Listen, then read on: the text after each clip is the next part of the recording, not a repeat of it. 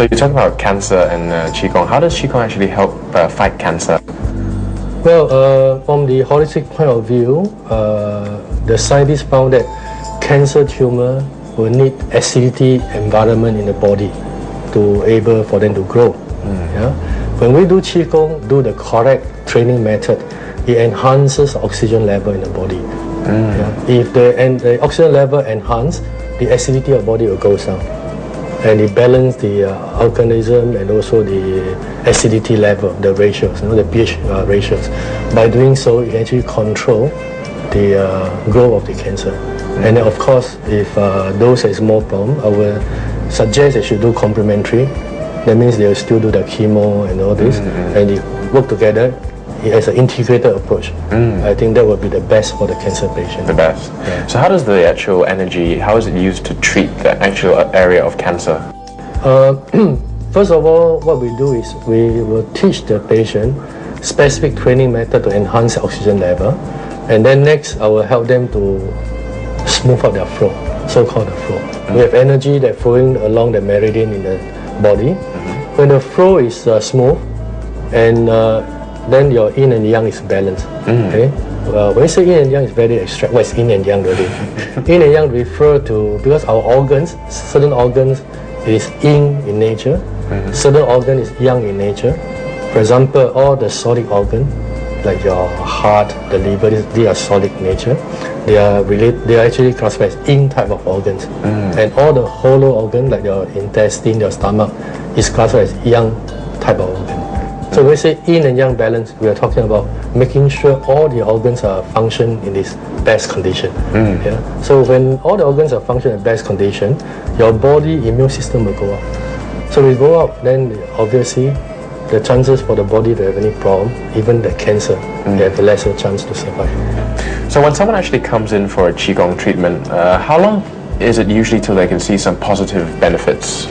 Well, it range from patient to patient. Yeah, it's very difficult to define exactly how many treatment. Not like the Western medicine, how many doses of medicine you take, you will see the effect.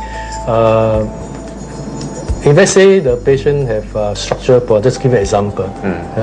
Let's say they have a frozen shoulder. Okay?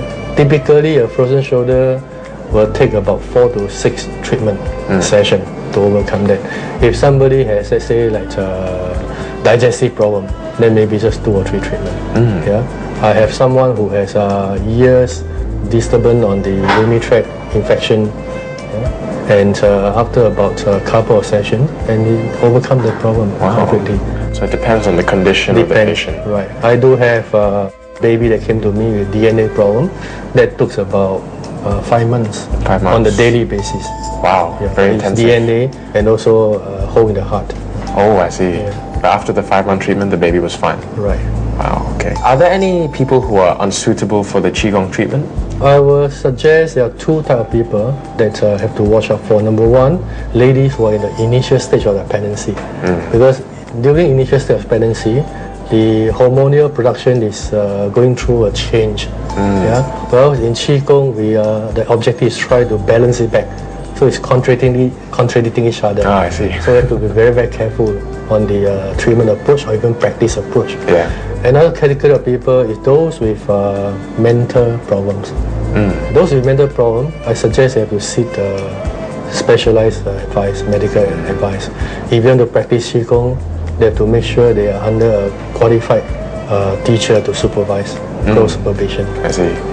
So what precautions would one have to take when practicing Qigong? When you practice Qigong, very important to be patient. There's no shortcut. Yeah? So that, for example, if you practice with your spouse, you happen to practice with your friends, don't compare notes. Hey, how come he has this, I don't have this? You know? Well, everybody's body is different. It's a personal experience. It's a personal experience. So everybody go through a different path. So never compare notes. That's number 1. Number 2, be patient. Number 3, regular practice is very important. Regular practice. Right, you don't practice one day and then rest for 1 week. That doesn't work. How often would you recommend? I suggest every day. Every day? Especially initially. Until you reach a certain level, then you can reduce your practice frequency. Is there a set period of time you're supposed to do it, like a certain time in the day, which is better, or does it not matter when? It doesn't matter really. Yeah, of course, in the morning, early morning, the air is fresh, the environment is better. But other than that, there's no specific time limit. Just as long as you perform the exercises. That's it. All right, well, I'm quite interested to see how the Qigong is actually performed. May you demonstrate for us? Sure, I'll do that. Thank you. Thanks.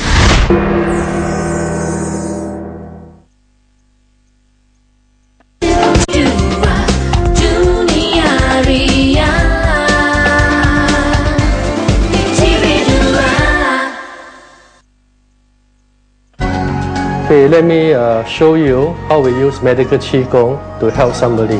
Mr. Tu here has a nose and throat related problem.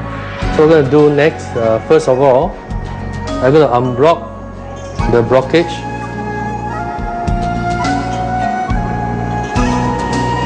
And next I'm going to send energy into the respective area. When the energy is flowing through smoothly through the channel, you see that the patient's body will start swaying. This is not moved by the patient or by me. It's the energy flow that helps to move the patient. This method can be used for any nose-related problem, like sinus, breathing, and so on. I use my right hand fingers connecting with my palm, my left palm at the back, to send the energy to the patient.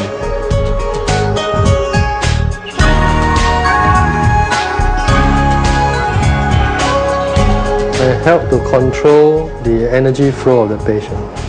You can see that the patient responds to the way that I direct the energy flow.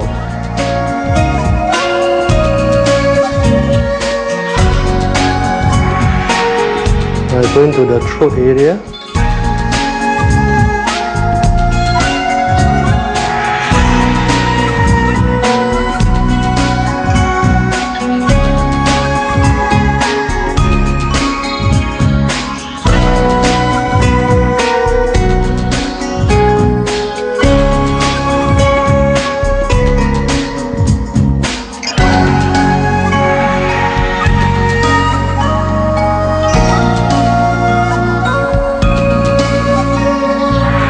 So we did the localized and the nose and the throat. I'm now going to regulate the whole body's energy flow. I invite the patient to stand up.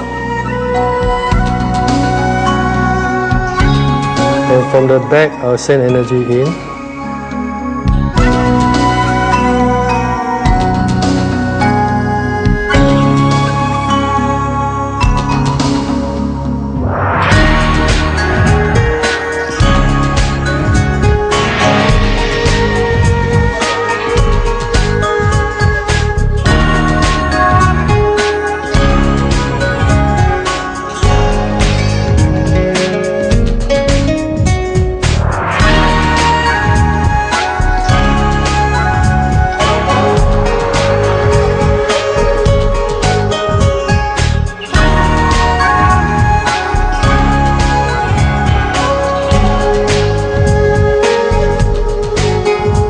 And now focusing his lung area to enhance his lung, because that's related to the nose and the throat as well.